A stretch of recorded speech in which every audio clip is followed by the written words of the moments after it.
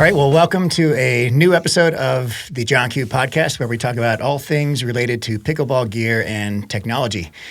I'm John, and I'm joined again by my good friend, Eddie. Eddie, how are you doing, buddy? I'm doing great, John. Thanks. Good. Hey, Good. You said technology 2 weeks in a row. What are we talking about? Technology. What does that mean? Paddle technology, of course. Oh, gotcha. Okay. We're kind of tech nerds over here. Maybe you got a and new me. phone or something. All right, yeah, well, nothing really big happened in my life over the past week. I've just been slammed trying to balance my archaeology life together with my pickleball life and my home life. So I feel like I'm spinning my wheels a bit on various fronts, but that's always the case when you got too much. So I've got a big project due for archaeology at the end of this month. This another project in Saudi Arabia that we got to wrap up, and it's just so much going on at once that it's a little overwhelming. Exciting project though, but yeah. So that's kind of where I'm at, sitting in front of the computer for long hours in the day, trying to carve out some time to go play pickleball and hit paddles. How about you, Eddie? So what about pickleball? Is there anything specific you're working on? We talked a little bit today about, during our play session about things that we were working on. What are those things for you? Yeah, so in terms of what I'm working on pickleball-wise, I actually have been taking some lessons with senior pro Scott Fliegelman over at Boulder Pickleball. Shout out to him and his podcast 4.0 to Pro.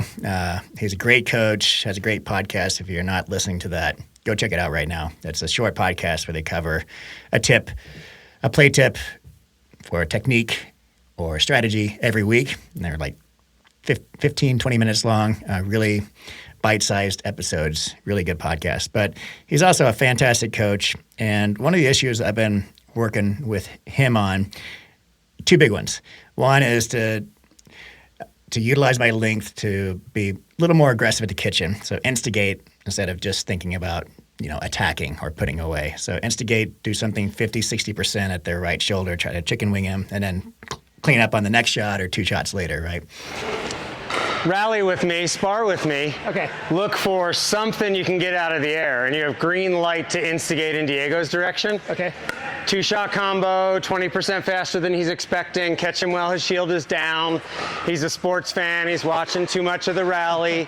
All right, and then just get that ball up here somewhere with the whole visual of him doing this. Okay. Just to coax a pop-up out of these guys. That's one thing. And then, like I mentioned last podcast, I have horrible footwork sometimes, most of the time. And one of the instances where that always manifests is when people lob me and I totally do not expect it. Instead of doing the football stance where you're running sideways and then you hit it, oftentimes I'm like running backwards, which is silly. It's a beginner mistake. So instead of fumbling around, I've really been working on, anticipating the lob. If I don't anticipate, but still reacting to it and turning sideways, shuffling sideways to get it, and then hit it. And overhead, instead of I'm not hugely tall. I'm 6'1", but I should be able to get most lobs by running back a bit and hitting the kind of sky hook instead of letting it bounce and then dropping it in. So those two things. I still I'm always working on that lob return. It felt like for the longest time, my best solution to a lob was to lob it back. To just chuck it up in the air as high as I could, and just that would give me time. Right. And that's fine. It works sometimes, but I'm working more and more on hitting those soft shots back into the kitchen if possible. It's tough when you're on the run and you got to turn and do that, but that's time well invested if you can work on that and practice it and get that down, because I feel like the lob was gone for a while and now it's back as an offensive weapon. Right. So may as well get good at it. It is so hard to do that. Your first instinct, I remember when I first started getting lobbed, when I first started playing pickleball, is to run back and Hulk smash the ball, because you're like, oh, you're going to lob me, I'm going to smash it back at you. But it's the stupidest thing to do, because most people who can get back a fast drive are going to just, swat it back at you, and then you're still back at the baseline. So dropping it is a much better option. And look at the best player in the world, Ben Johns. That's exactly what he does 99% of the time. He runs back, drops it into the kitchen, works his way back into the kitchen methodically. And that's the best solution for sure. Yep. I was in a little round-robin tournament last weekend, and we were up, I think it was 10-9, so game point, right? So we're serving. The third comes back to me, and I had noticed for several points our opponents were, coming up to the line as they should, and doing so pretty aggressively. So I lobbed the very last game point to win it, and they never even touched the ball. That's so much fun when you kind of hold something in your back pocket until the last point or toward the end of the game, and you just pull it out. Yeah, I used to do that with a spin serve. We'd go to tournaments back when the spin serve was legal. Yeah, and I'd show one of the spin serves for the majority of the game, and then spin it the opposite direction at game point. And they whiff at the ball. Anyhow, yeah. So one of the things that you had talked about was kind of being more aggressive at the non-volley zone line, using that length of yours. So how does Scott work with you in drilling that? Yeah, so he's so accurate with his drops. So we'll sit there and play, kitchen to kitchen across from each other or cross court, both, right? And he'll just feed it to me, and he knows exactly where it's going to drop, and he'll feed it to me to where it's easy for me to take it out of the air. So, it's kind of hip high when it gets to where I can reach it. And then he'll start progressively dropping it lower and lower in the kitchen, right? And he wants to see, where my judgment is in terms of either taking it out of the air or letting it bounce first. And that's one of the hardest things is when you, especially on the lofty drops where they're kind of high and you think, oh, this is going to be a juicy one. But there's just enough of an arc where it drops way before you think it's going to drop. And sometimes you got to take a step back and then hit it. And he's working with me also on counterbalancing with my leg. That's something that I was playing around with today when you and I were playing, just warming up. That's something I never really utilized, because if you just lean as far forward as you can, if you're just standing on both feet, you're going to tip forward after you lean a certain amount. But you can lean a little bit forward if you stick one of your legs back, kind of the swan approach, right? So he's working with me on some footwork and technique there too. So maybe if we play in a tournament together, I can just hold the back of your shirt or something. And you can lean all the way in and grab this. Yeah. I played in just a men's group this past weekend, and we were just switching partners every time. And one of the guys I teamed up with, Jem, he leaned too far forward in the kitchen to attack a ball. And he's just kind of standing there like, John, help me. And I just stood there and watched him fall into the kitchen. And I'm like, oh, God. I didn't just body block him out of bounds? I could have pulled you back. Anyhow, yeah. So how do you kind of stay aggressive at the kitchen? Because you do that very well. I feel like I'm not aggressive enough sometimes. When I'm watching other people play and maybe I'm just sitting at the net post watching 4 other people play, I'm thinking, man, those balls are high. They should be attacking those. But when I'm on the court, I don't feel like I can attack those. So I need to just experiment a little bit more, like you said, to figure out where that sort of pressure point is, that sweet spot, for lack of a better term, as to where I can attack and where I can't. Because I feel like there's room to play with there. For sure. And I wasn't too clear when I was giving my answer earlier. There's taking the ball out of the air and resetting it as a dink, and then there's taking the ball out of the air and instigating or attacking, right? So there's, again, taking it out of the air when it's at your knee, you're not unless you're Ben Johns, you're not going to instigate there. You want to drop it back. But if it's in that zone between your knee and your hips, then there's the potential to kind of squat low and just surprise somebody. So there's a deception aspect to it. You show the same movement that you are when you're dinking, and then you just kind of pop it. And again, it doesn't need to be 100%. It can be 50%. And varying it up is a very effective strategy too. If you're constantly going full bore and flicking it as hard as you can to somebody, they can map onto that pace. Right. Whereas if you do that once and then you go back to 50% and you can dial it up to 75%, they never know the time. It throws their timing off. So. Yeah. Another thing I've been working on is my forehand dinks. I've been struggling from the right side, getting those dinks to be aggressive and well placed. I do tend to pop those up a little bit, much more so than when I'm on the left side.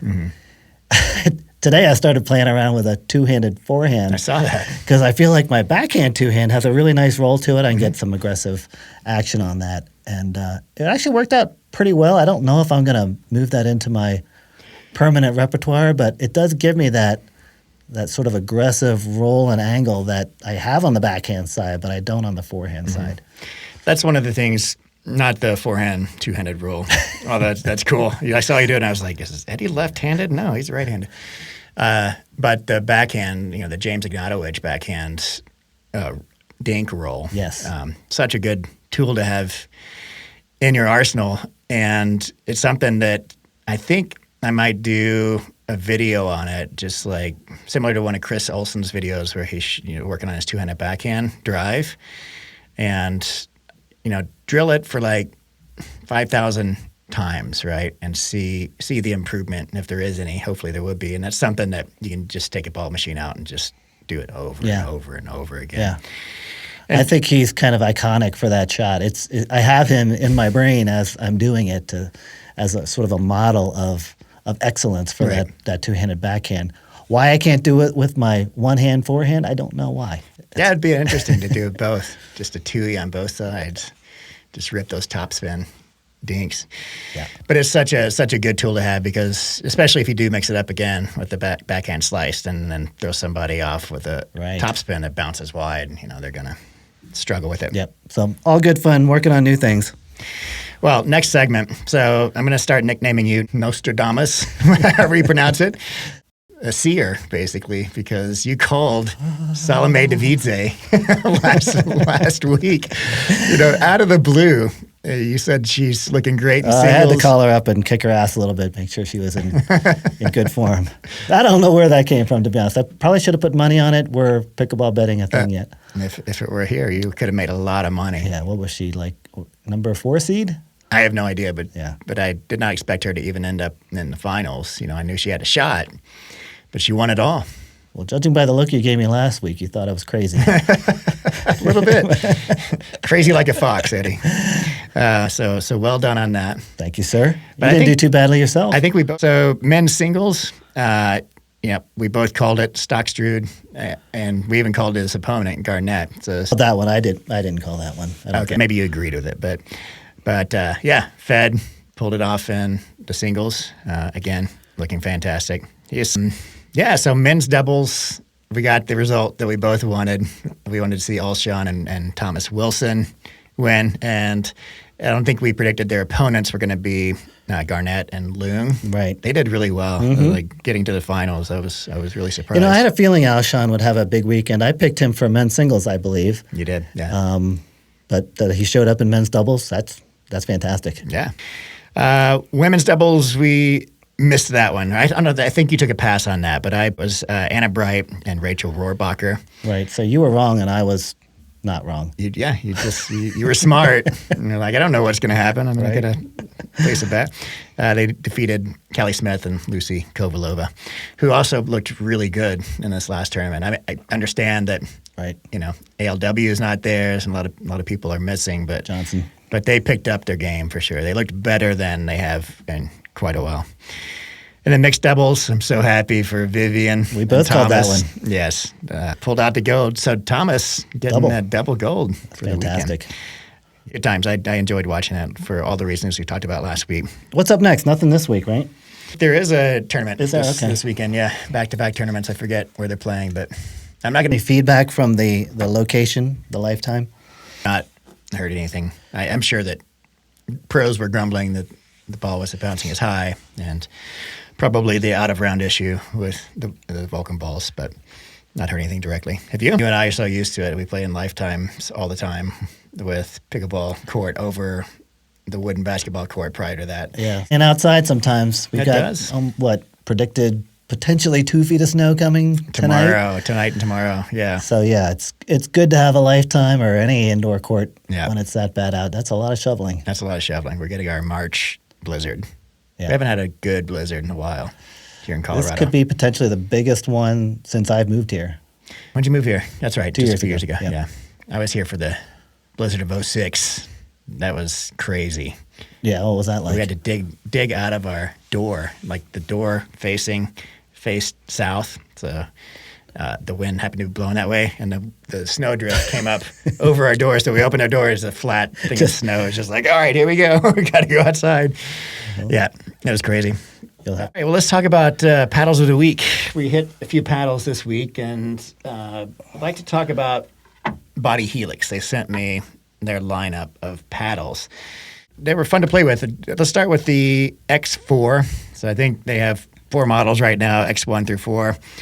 X4 is their hybrid shape. And you can see here it's hybrid, meaning it's in between elongated and standard in shape and length. So the length of this is 16.3 versus a 16.5 elongated or the 16.0 and below for standard. And what does the paddle shape look like to you, Eddie? Looks like every other paddle, John. These days. Yep.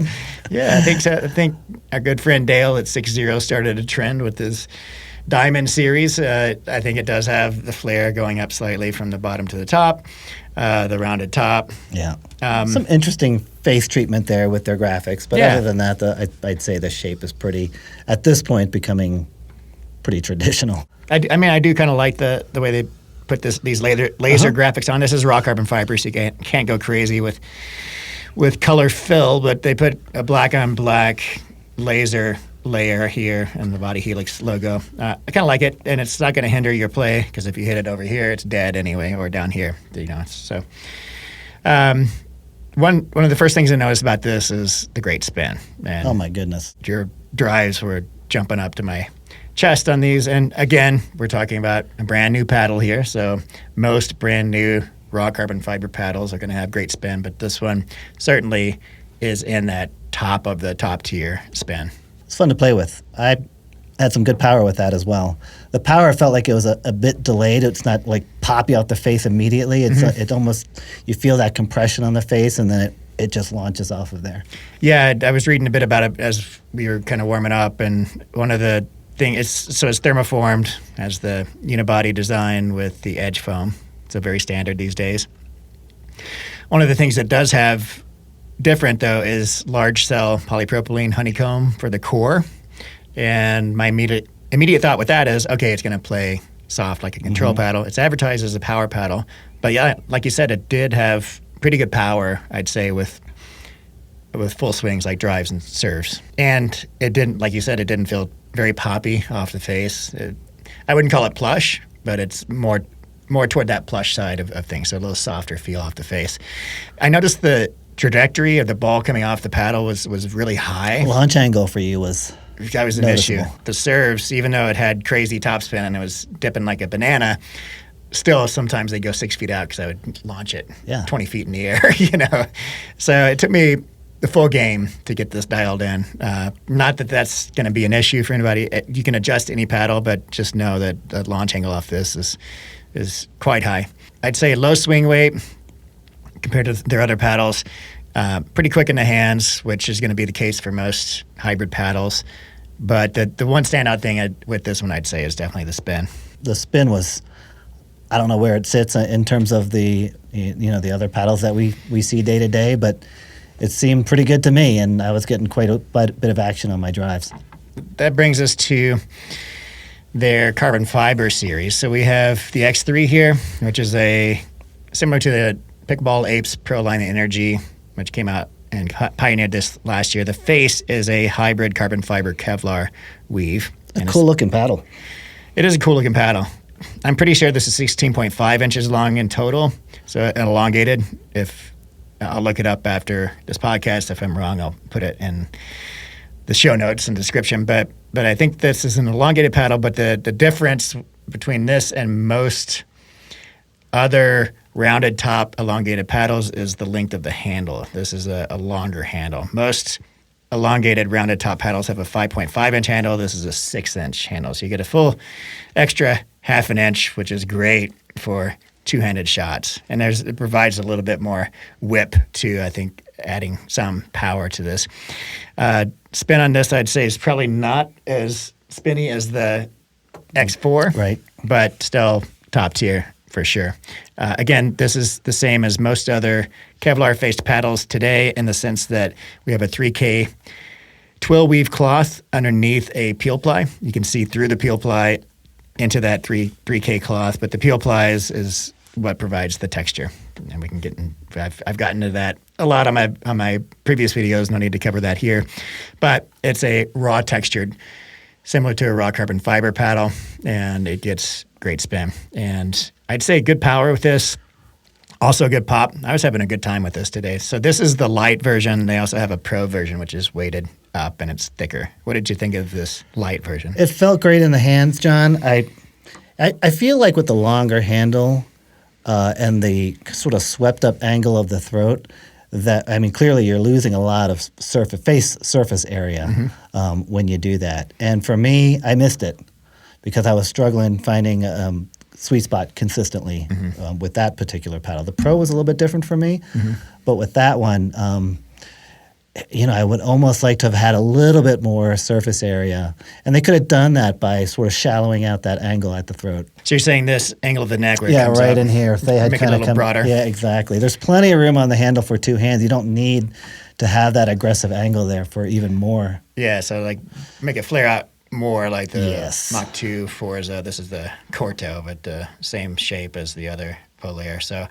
yeah, I agree that if you're extending the handle, you have to be very conscious of losing that space, that real estate on the face of the paddle.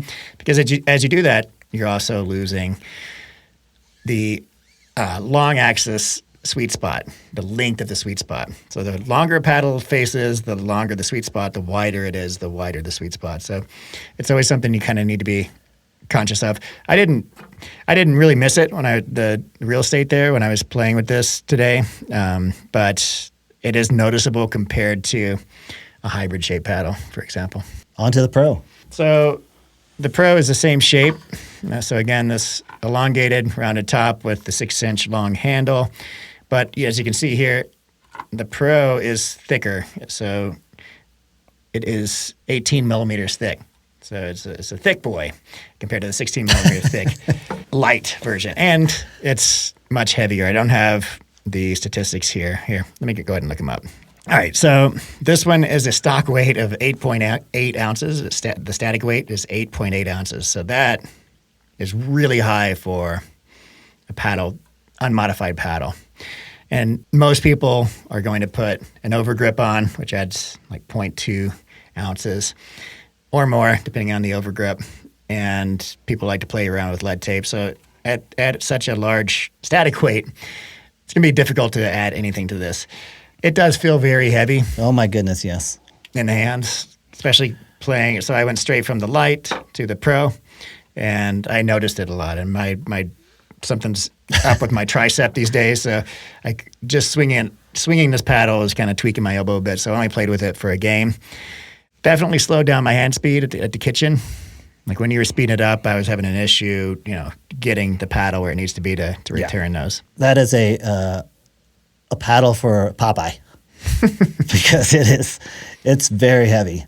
J.W. Johnson style forearms. Yes. By heavy, I mean high swing weight. I felt like there was tons of power there. It was easy to access. The additional weight gives it, I think, a better sweet spot than the light version. But man, my hands were so slow. That's one of the things I noticed about this paddle is how solid it feels. Yes. It certainly feels like a larger, like you said, larger sweet spot than the light. Softer. It has a thicker core, which is expected with a thicker core. It's going to feel a little more plush. So in that regard, it felt good. But you're right. You definitely need J.W. Johnson style forearms and wrists. For someone to with wield that. who loved their ground strokes and really doesn't care to come to the kitchen line, could be a great paddle. Maybe even a singles paddle. But for all court play, not for me.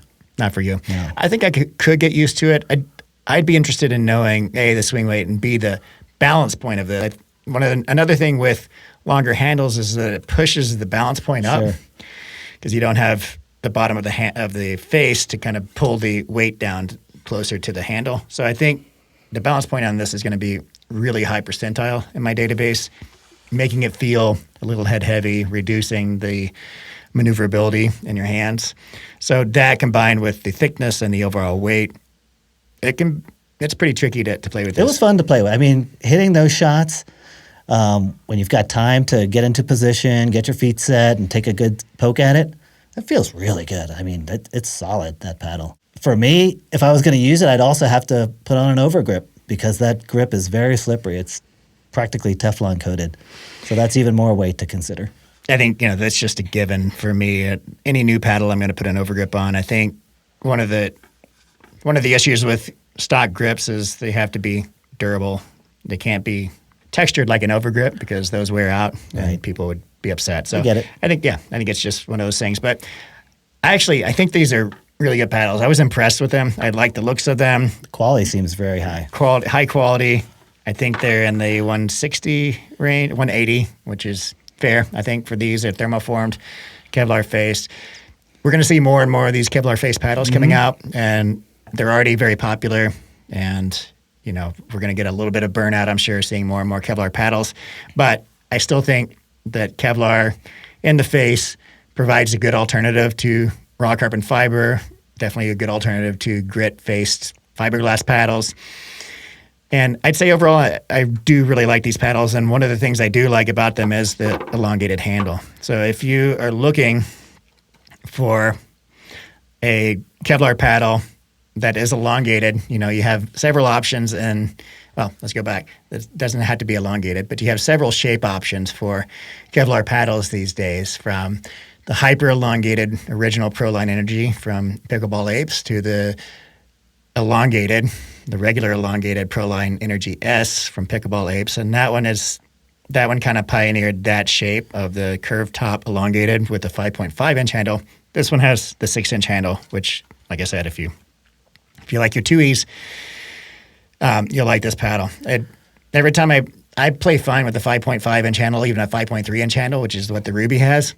So I can put I have a 2-handed backhand also, but I put my finger up on the back of the paddle. So I can make that work. But every time I go to a 6-inch handle, I'm like, oh, this feels so nice to have this extra real estate. Like we said, though, it's a trade-off because you're losing some of the paddle face. I feel like we're sneaking up on another trend in pickleball design and shape, and that is that a longer handle hybrid shape, not a true elongated, but giving a little bit more real estate on the grip, sacrificing a little bit of a face dimension.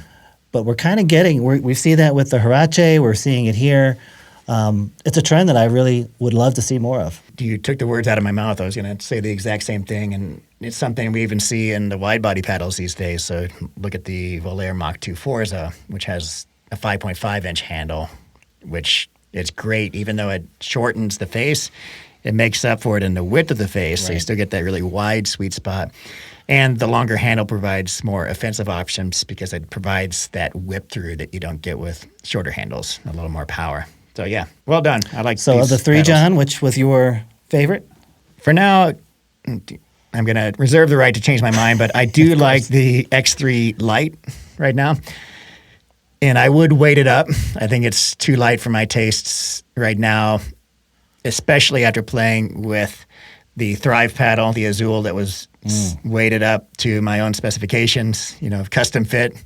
We'll talk about that next. But going back and forth between that and this makes me realize that it needs a weight. But that's one of the good things about lighter weight paddles is that they're customizable. You can add weight, whereas you can't take away weight from the heavier version. I'd like a little more time with the Pro. I think it has some promise. I like the feel of the thicker core, the more plush feeling. And I think if my elbow wasn't hurting, I'd be able to wield it much more effectively. Well, let's move on then.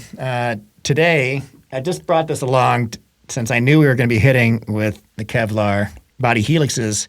I wanted to bring my Thrive that I was fitted with in Las Vegas when we all went down there a few weeks ago. And I brought it just as a point of comparison, but I handed it to you, and Eddie, I have to tell you, I don't think I've seen you play better with any other paddle besides maybe on your best days with the Gearbox Pro Power.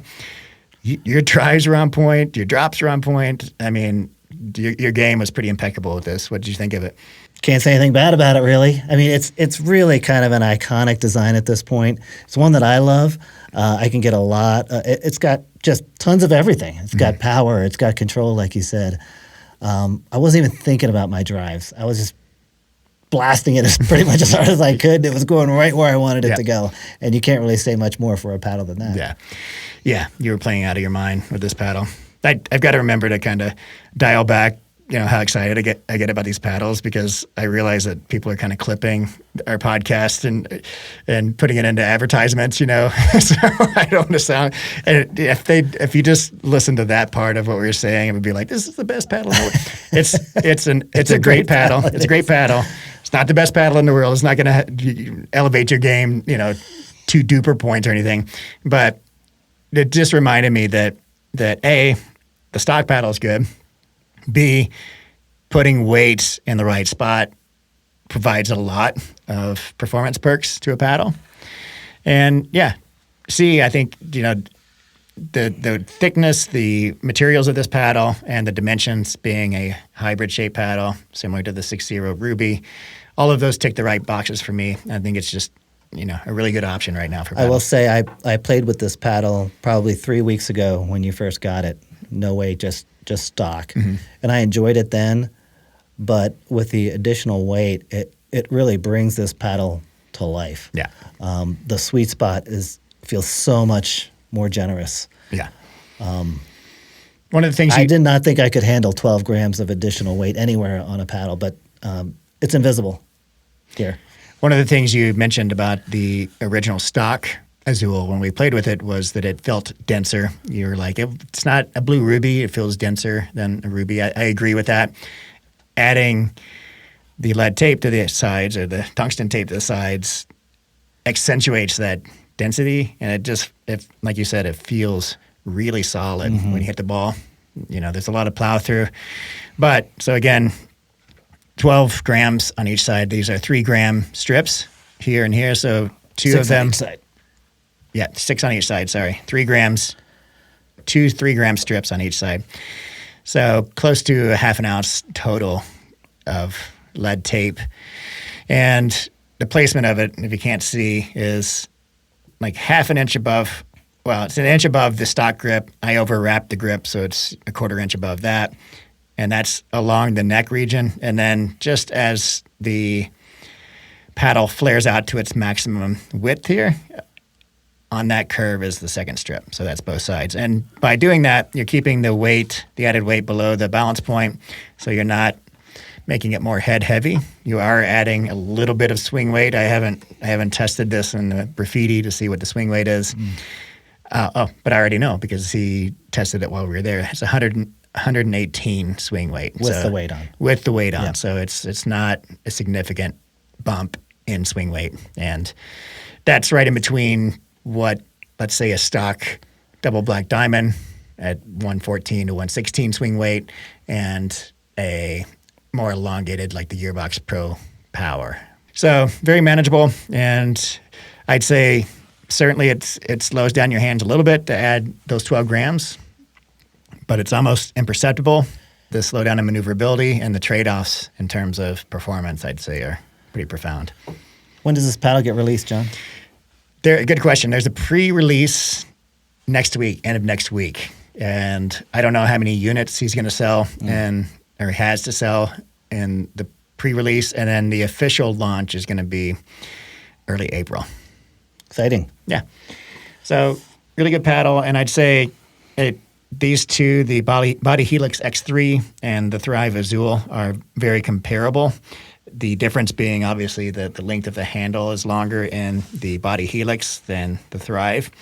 And I think they both provide good options in the Kevlar paddle range. Also, the difference in length. So the Body Helix is not a hybrid paddle, it's an elongated paddle. When we're talking about elongated versus hybrid, it is a minuscule difference. So stack these up side by side with each other, and you can see it's literally Half inch? Not even. Yeah, it's a half an inch of difference. So it's not much in terms of perceptible, like when you hold them up next to each other, but That's the gearbox. That's the gearbox, yeah. So that's even more elongated. But the performance difference between those two is very noticeable. Maybe not to a total beginner just getting into pickleball. They may not notice the difference.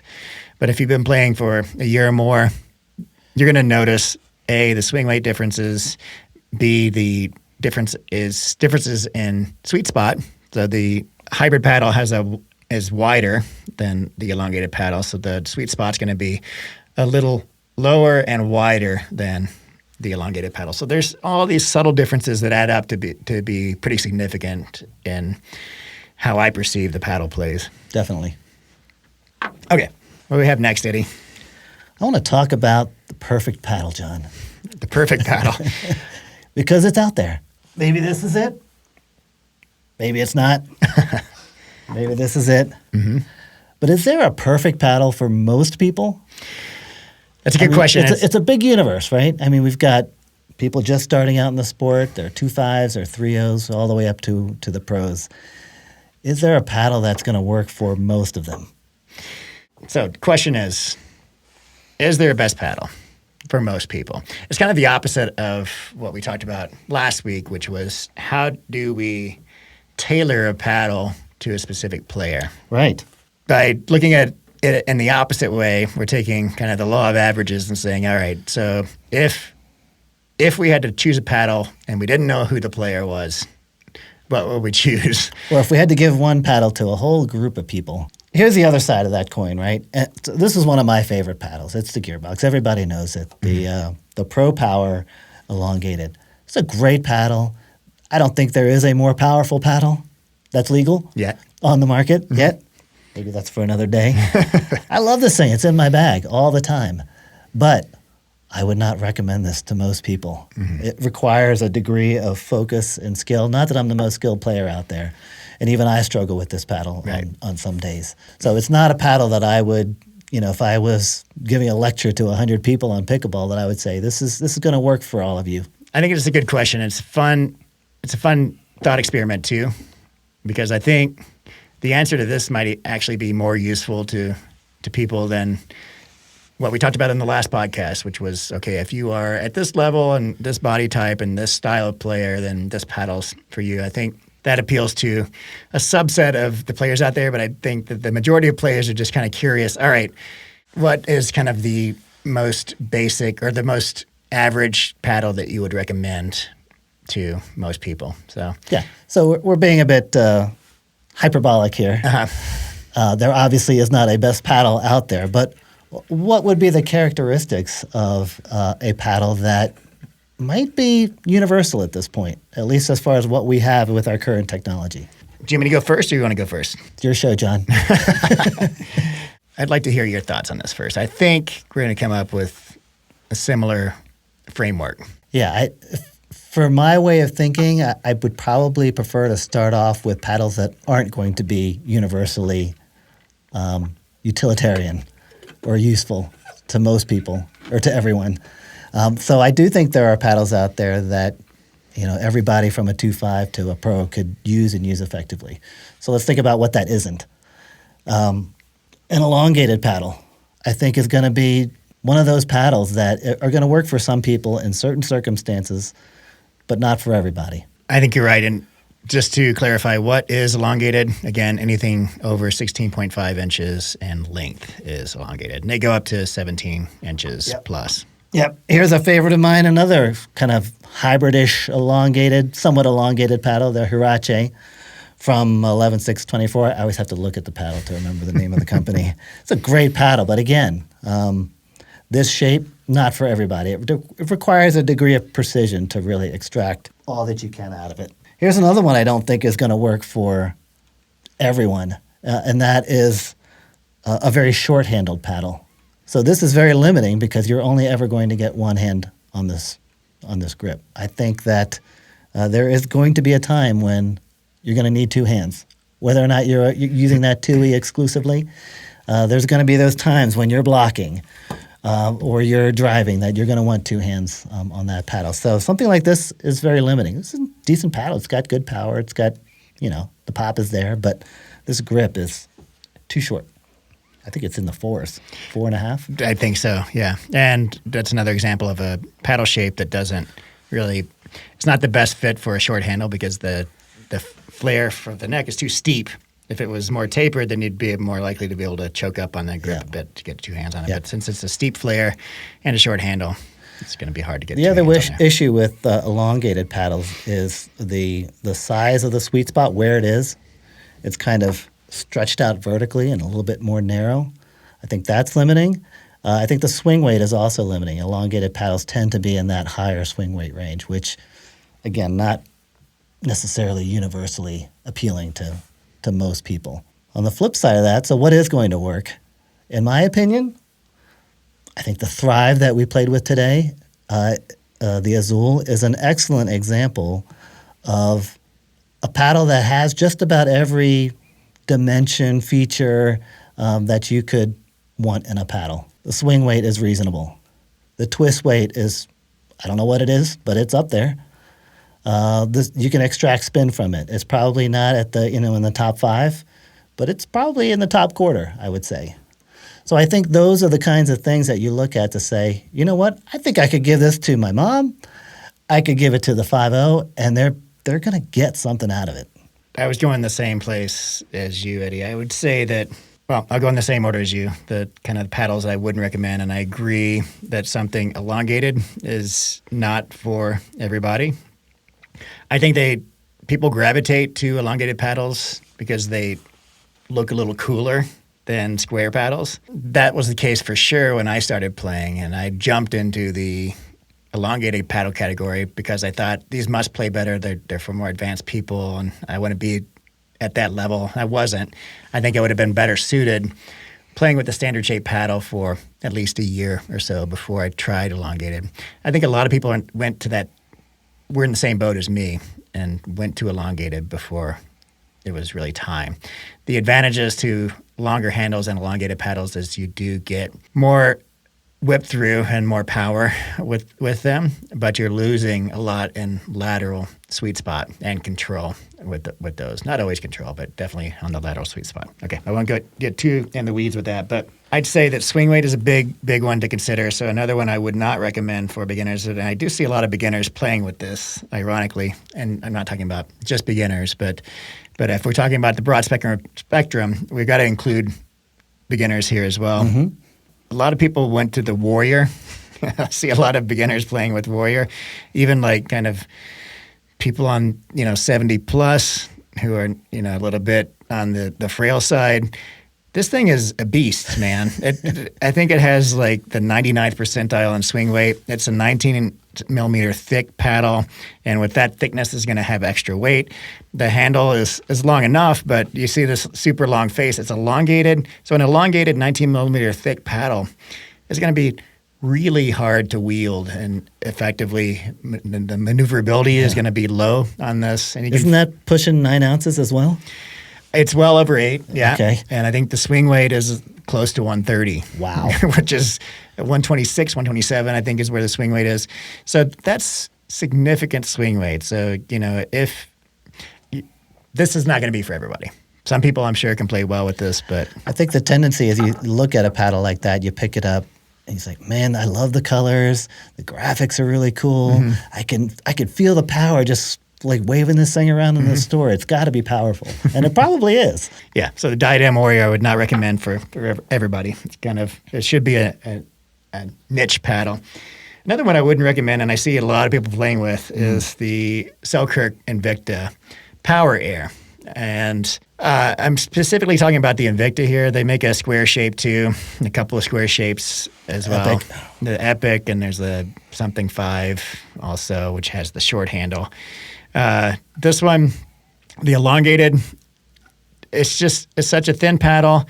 The sweet spot's not good on this at all, especially since it's elongated. And when you elongate a paddle, you have to make it narrower to fit within those USAP specifications. Mm-hmm. So by narrowing this paddle and this hole in the bottom, even though I know that part of the reason is that it's supposed to be more aerodynamic and cut through the air better. Maybe there's something to that. Maybe not.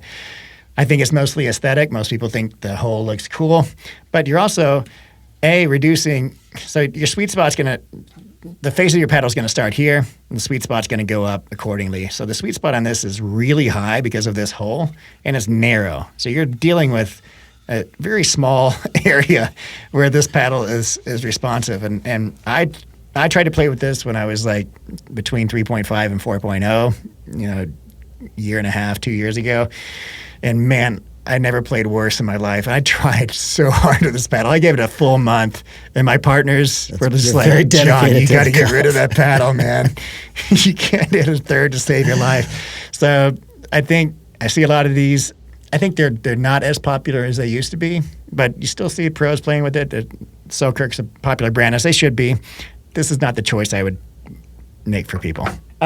So to bring this back around to what I would recommend, I'm in line with you. I think a hybrid shape is probably the best all-around option, which makes sense. It's in between kind of the standard or the wide bodies and the elongated. So again, the hybrid dimensions are somewhere between 16 and 16.5 inches in total overall length. So again, the 6-0 double Black Diamond series, the Ruby, and a whole host of other paddles that are coming out these days following the same shape. So that 16.3 inch sweet spot. That's a really good. So the Ruby, I would recommend to almost anybody. The Vatic Pro Prism Flash, which is a budget paddle. This comes in at $100. You can get it down to $90 with the code.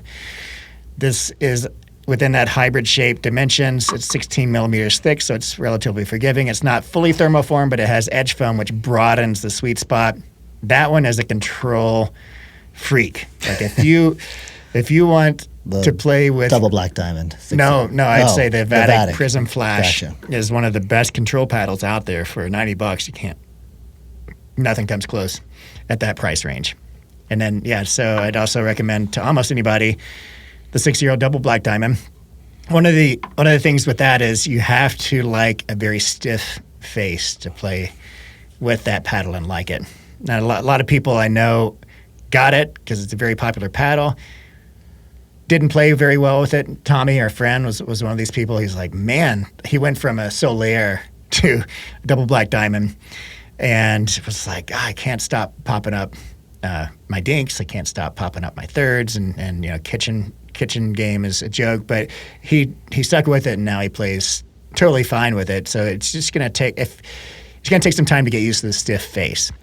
On the other hand, a lot of people love, right off the bat, the feeling of a stiff face. They feel more connected to the paddle. So again, we're getting into personal preferences. We don't want to get into the weeds with that. Yep. But I would still recommend the double Black Diamond to most people. So again, hybrid shape, something with sufficient length to provide enough power, a long enough handle to provide the whip through that you need to accentuate that power and to put two hands on it for a 2E. The double Black Diamond, all of these hybrid shapes that we've been talking about, including the Azul, have a 5.3 inch handle, so not quite a 5.5 inch handle. And that is enough to do a two-handed backhand for most people, including myself.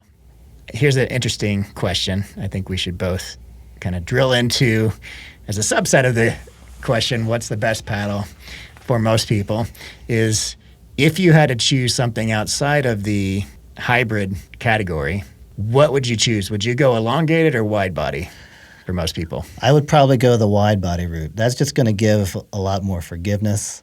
I don't think they're going to miss the length too much. Mm-hmm.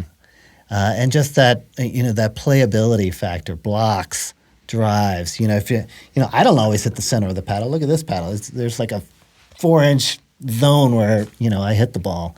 I think that wide body factor is super important for most people, any level. Totally agree.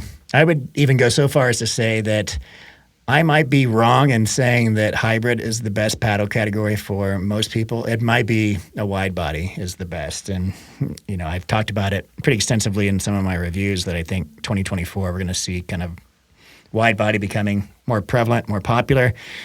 These are two paddles I would recommend to anybody, especially somebody kind of suffering in their control game, and those would be the Grooven, Movin' 13S and 16S. This is the 16, so this is their wide body, and the Volair Mach 2 Forza, and both of these have the unique things about these for a wide body paddle is that they both have longer handles, so they're both 5.5 inch handles, which shortens the face a little bit of the paddle. But like I said, the width, it's offset by the width of the paddle. So the sweet spot's lower and wider. And once you get used to that location of the sweet spot, you're losing a little bit of length, sometimes upwards of an inch of length, which you do notice it. I remember when I was playtesting the Volair Mach 2 Forza for the review, and the first few games, I actually did shank a few balls off the top when I was really reaching for the ball because I thought I had a little bit more length. But you get used to that, and you start compensating for it, and you don't keep shanking balls. It's not going to be an issue.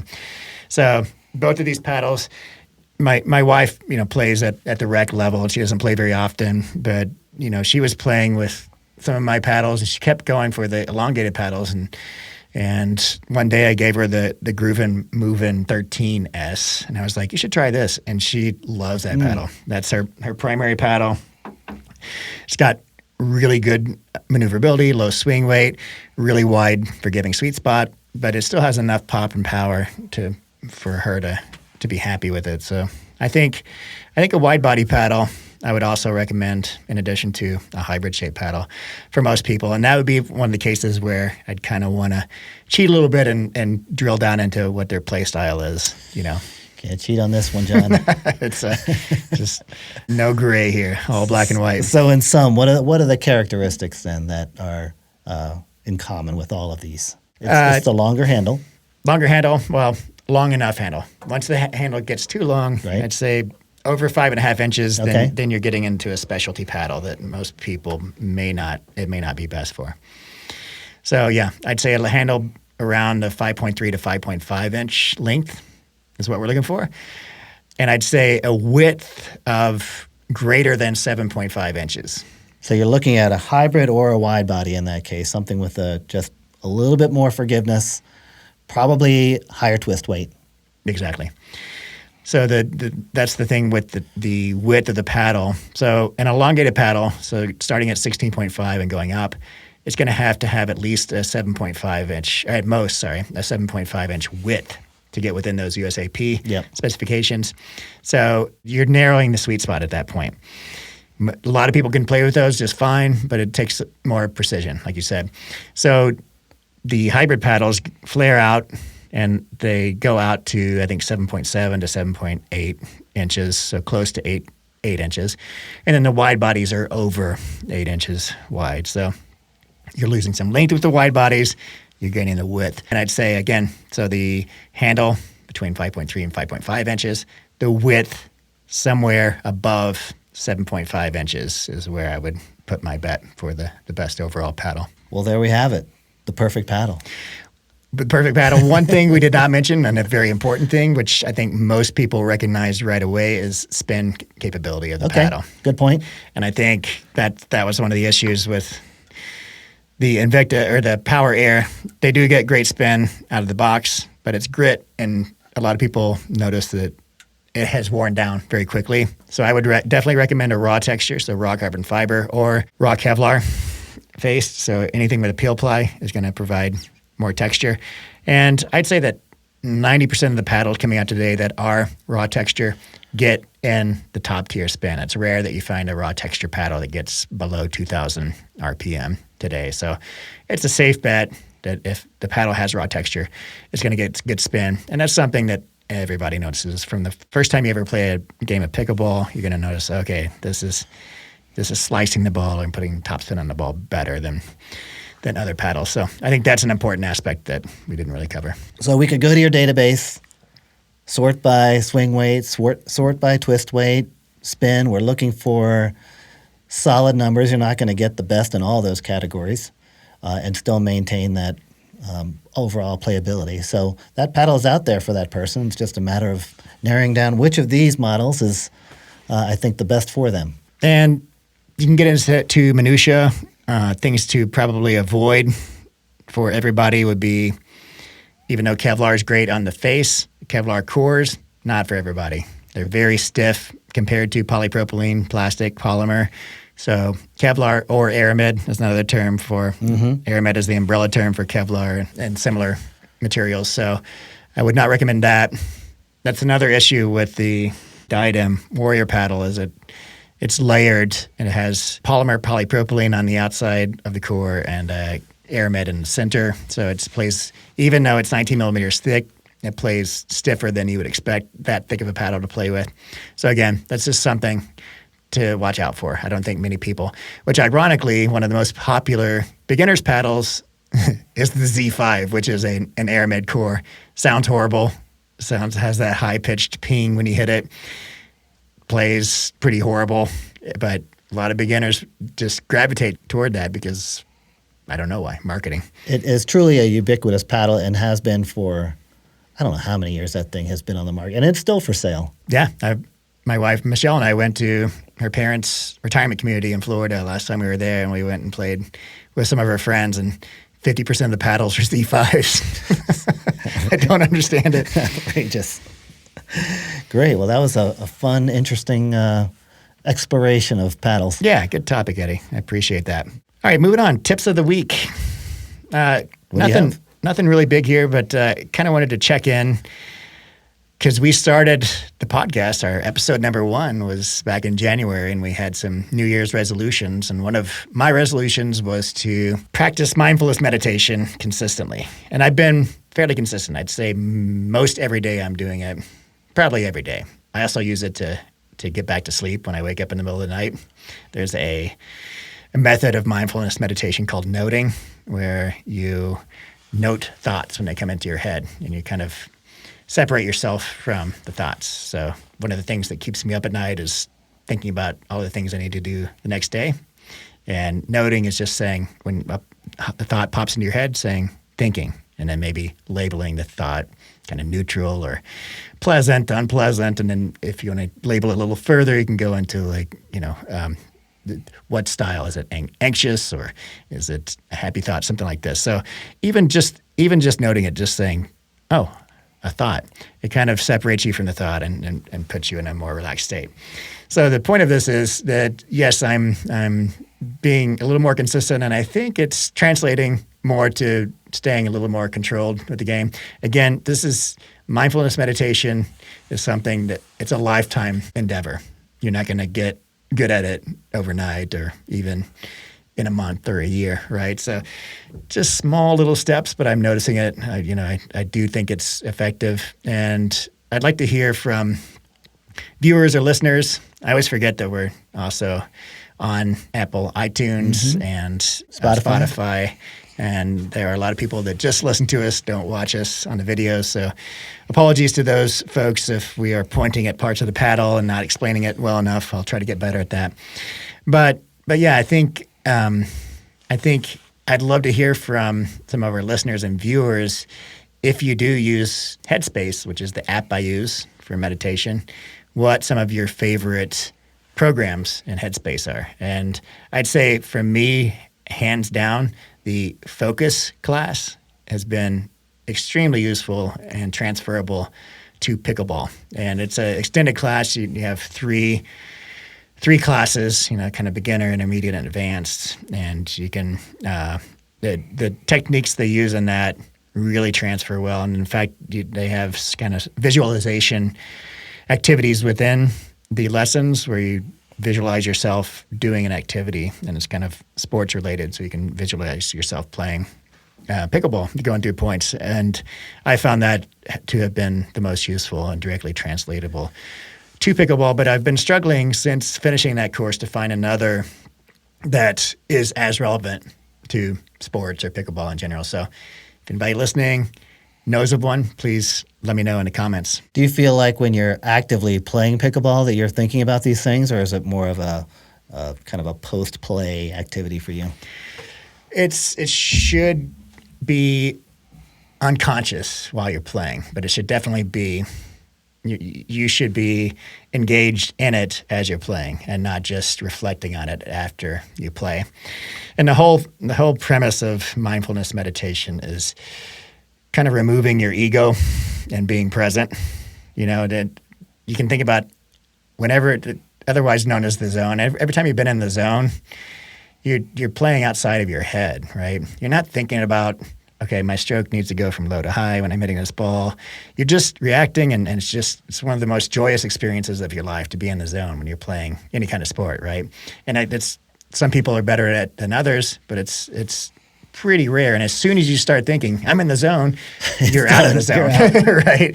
Because your ego comes into play. So I'm also going to start recommending some books too on that topic and others. I think that'll be a fun component of the podcast, kind of book recommendations and getting some feedback from listeners as well. But there's a book called The Inner Game of Tennis. Tennis, right? Yeah, which is a fantastic. a fantastic book, and it dovetails extremely well with mindfulness meditation. They're using the same practices. So if you're listening to the Audible, if you're listening to Headspace or using the app, and you read this book, then the two really work well together. And the book's premise of many premises is, stopping the chatter in your head and the self-judgment as you're playing, because that's your ego trying to kind of take control over things. And as soon as your ego tries to take control over your body, then you're stiff and you're not as effective with athletic endeavors as you are otherwise. So good stuff. I highly recommend Headspace. I have no affiliation with them, but if you're struggling with the mental game, which I think most of us are at one time or another, and pickleball is such a mental game, then this can do nothing but help for sure. At work, we do a lot of leadership training, and some of these concepts are universally applied, both in the world of work as well as to athletics. And sometimes we think about things as a quadrant. So the lower left quadrant would be a level of unconscious incompetence. So you're terrible at something and you don't even know that you're terrible at it. Well, that's a terrible place to be because you can't really do anything in that particular zone. Right. But you can move, hopefully, with enough work and effort and thoughtfulness into that top right quadrant, which is unconscious competence. That you're so planted in what you do and how you do it that you don't have to think about it. It's like being in the zone, right? Mm-hmm. You're just out there doing it, enjoying it, and going with the flow. It's kind of that flow state, and you're doing it at such a level that you're actually good at it, and that's that competence factor. But you're almost taking thought out of it at that point. Sure. So that's sort of the state that everyone ought to try and be in. It's just how to get there and stay there is the trick. Yeah. I mean, you're right. It carries over to all disciplines, all jobs, all careers.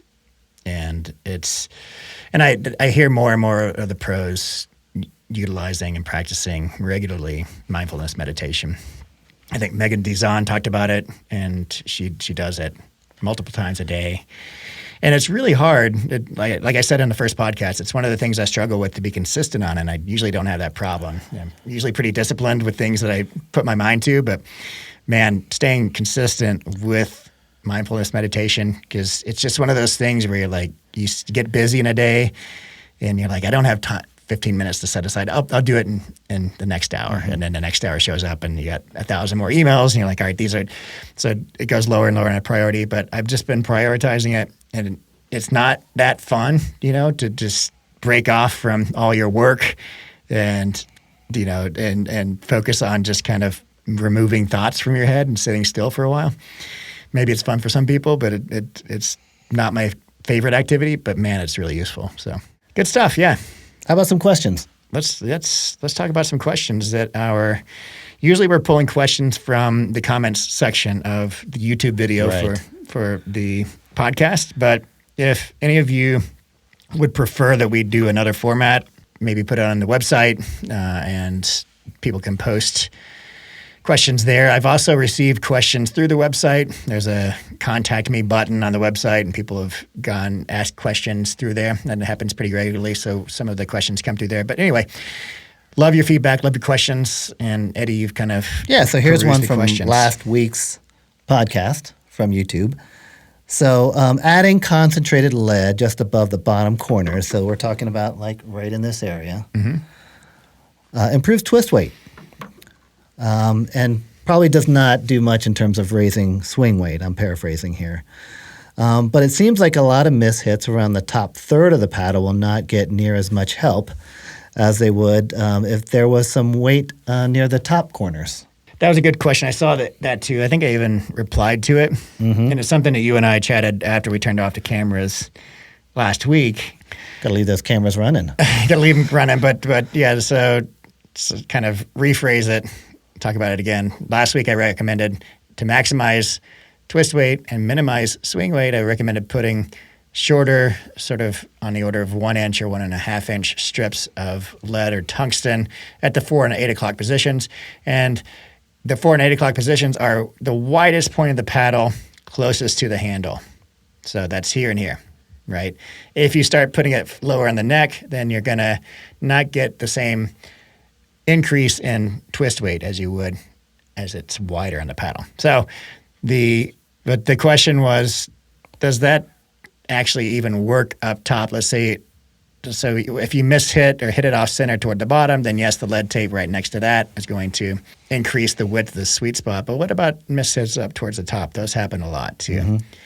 And yes, it's not going to be as effective as having lead tape up toward the top, but it will do, in my experience, don't have any objective data to quantify this, but in my experience, and maybe you experience the same thing, putting those lead strips, tungsten strips at 4 and 8 does also increase the width of the sweet spot further up, just not as much as it does directly adjacent to the lead. So let's say you take off the lead entirely, the top is going to have less of a sweet spot than it would with the lead at the bottom as well. Is that your experience too? So kind of a pear-shaped sweet spot? spot? Yeah, pear-shaped sweet spot, exactly. Okay. So let's say a pear-shaped sweet spot for lead at 4 and 8 versus a triangle, or not even triangle, versus just a thin rectangle without any lead tape at all. Mm-hmm. Great. Well, thanks for that answer, John. That was from JT Davis, 771. So thank you for the question. Appreciate that. Yeah, thanks. And I think the take-home point from that is that it's, again, I'm always talking about trade-offs, but it is a trade-off. And yes, you can put lead tape all along the sides. You can distribute it sort of a less density tungsten tape or lead tape and put the strips all the way along the sides. You're going to increase the swing weight more doing that. But if you can handle that increased swing weight, then, or even if you prefer it, let's say you prefer your swing weight at 121, then by all means, don't just stick the lead tape at 4 and 8. Spread that weight out further along the edges, because that's going to be more beneficial to spread the sweet spot out from top to bottom. But if going from, let's say, 118 swing weight, where you have lead at 4 and 8, like we have on the Azul here, if you spread that out along the entire length of the sides and it bumped it up to 121, if that's detrimental to your game, then I'd say that's not a good trade-off. Yeah. Even though it's a broader sweet spot, you're not getting to balls as quickly. Your maneuverability suffers. Maybe your tennis elbow starts flaring up. Yep. So again, it's all about trade-offs. Ideally, it's great to have a high tolerance for extra swing weight, but that's unfortunately, I think, more rare than the opposite situation. So if you got it, great. Use that tolerance to push that weight all up and down the side of that paddle, mm-hmm. because it's better for you. Sure. I wonder, this is another topic for another day, another podcast, but I wonder if you could do purposeful training with really heavy swing weight paddles, not something absurd, but let's say 125 swing weight. Mm-hmm. Do that for a month and just train with it and play rec games with it, and then drop down to a 118 swing weight, for example, and see if that provides improvement to your game, your hand speed. You're used to playing with a heavier paddle. Now your hand speed is godlike. Yeah. My impression is that, yes, that's going to be true, but you also equalize very quickly to a lower swing weight paddle. And I don't think the benefits would last, is kind of my impression of it. Maybe check with your orthopedist if you have chronic issues that you're dealing with. If you have a tennis elbow, don't do this. Don't try this at home. So great. There we have it. John. Any more questions? I think that's it for this week. Okay. I don't have anything else. How about you? No, it's getting to be tournament season, so I'm thinking about, which ones to do both locally here in Colorado as mm-hmm. well as maybe some bigger ones that I might travel to. So just kind of getting the schedule together, seeing what I might do. It's hard to get out, but I'm thinking maybe one a month from now through early fall would be really good. Yeah, I'd like to keep that same kind of pace. I don't want to overdo it this year with tournaments, but I definitely want to join some tournaments. I haven't been in one since August of last year.